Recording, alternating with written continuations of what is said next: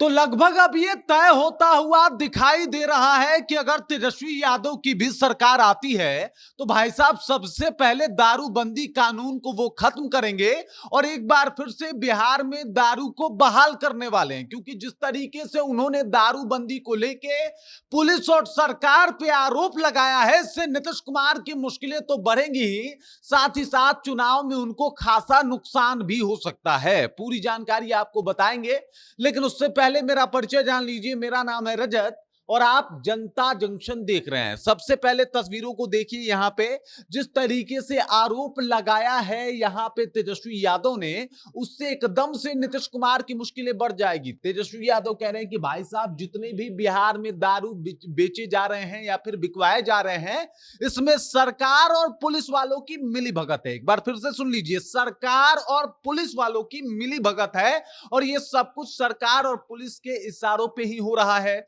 उन्होंने कहा कि भाई साहब इतना सारा दारू आखिरकार बिहार में आ कैसे जा रहा है, विदेशी शराब बिहार में कौन ला के दे रहा है और इतना तस्करी इसका बढ़ कैसे गया है, इसके पीछे किसका अगर साठगांठ देखा जाए तो इसमें सरकार और पुलिस जो है वो पूरी तरीके से इन्वॉल्व है। इसके अलावा वो कह रहे हैं कि नीतीश कुमार ने जो दारूबंदी करवाया है इससे सबसे ज्यादा कोई परेशान हुआ है तो वो गरीब तबका है, दलित है, महादलित है, इन्हीं लोगों को परेशानी हुई है। क्योंकि 99% लोग जो जेल में बंद हैं वो इसी तबके से आते हैं और 99% लोगों को जेल में इसलिए बंद किया गया है क्योंकि वो लोग दारू जो है वो दारू माफियाओं के साथ मिलकर दारू की उगाही या फिर दारू पीने में इन्वॉल्व होते हैं, पकड़े जाते हैं, उनके खिलाफ जो है वो कानूनी कार्रवाई भी हो जाती है। लेकिन किसी बड़े कॉलर तक आज तक बिहार पुलिस का हाथ नहीं पहुंचा और इसके पीछे का कारण है कि बिहार पुलिस के ही मिली भगत से ये सब कुछ हो रहा है। ये साफ तौर पे आरोप है तेजस्वी यादव का। आरजेडी ने तो बकायदा एक पोस्ट भी कर दिया है। ये कह रहे हैं कि भाई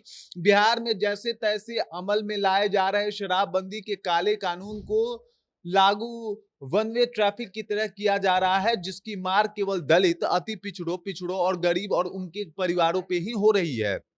सरकार बताए कि 9,36,949 मुकदमे दर्ज होने, 14,32,837 लोगों को गिरफ्तार करने और 3,86,96,570 लीटर शराब बरामद होने के बावजूद भी क्या आज तक कभी किसी भी जिला के पुलिस अधीक्षक, एसपी, डीएसपी इत्यादि अधिकारी को निलंबित किया गया है? और ये सवाल आरजेडी पूछ रही है, ये सवाल तेजस्वी यादव पूछ रहे हैं कि भाई बड़े अधिकारी बच जाते हैं, बड़े लोग इसमें इन्वॉल्व होते हैं लेकिन वो बच जाते हैं और ये सब कुछ इसलिए हो रहा है क्योंकि बिहार पुलिस ऐसा करवाना चाहती है। अब देख लीजिए, तेजस्वी यादव कह रहे हैं कि कोर्ट ने भी कहा है कि भाई साहब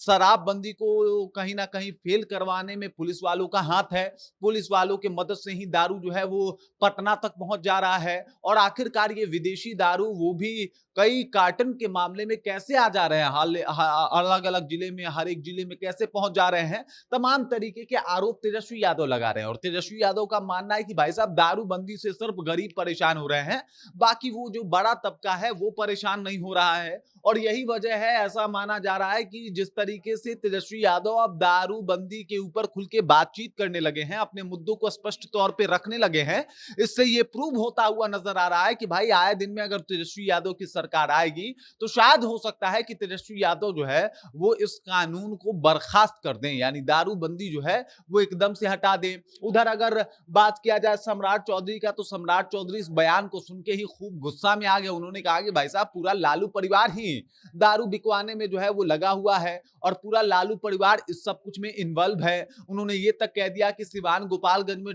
जो टिकट दिया गया वो सब दारू माफियाओं को ही दिया गया, ये किसी से छुपा हुआ नहीं है और इसी वजह से ये जो इन्वॉल्वमेंट है इसमें सबसे ज्यादा लालू परिवार इन्वॉल्व है और लालू परिवार ही ये सब कुछ करवा रहा है। उन्होंने सीधे तौर पे लालू परिवार के ऊपर निशाना साधा, तेजस्वी को टारगेट किया। लेकिन तेजस्वी यादव ने जो सवाल उठाए हैं कि भाई साहब जिस तरीके से पुलिस की रवैया है, पुलिस जिस तरीके से काम कर रही है, क्या लगता है कि पुलिस उसमें इन्वॉल्व नहीं होगी? सबको पता चल चुका है, कानों कान जो है ये बात फैल चुकी है कि पुलिस जो है वो दारू बिकवाने के लिए बहुत ही शिद्दत से लगी हुई है और यही वजह है कि बिहार में 2016 से शराबबंदी कानून लागू होने के बाद भी एक जगह ऐसा नहीं है जहां पे आज भी दारू ना मिलता हो। बाकी इस खबर को लेकर, इस जानकारी को लेकर आप क्या सोचते हैं, आपके जहन में क्या कुछ चल रहा है, कृपया कमेंट कीजिए और अपना विचार हम तक पहुंचा दीजिए। बाकी आप देख रहे हैं जनता जंक्शन और मेरा नाम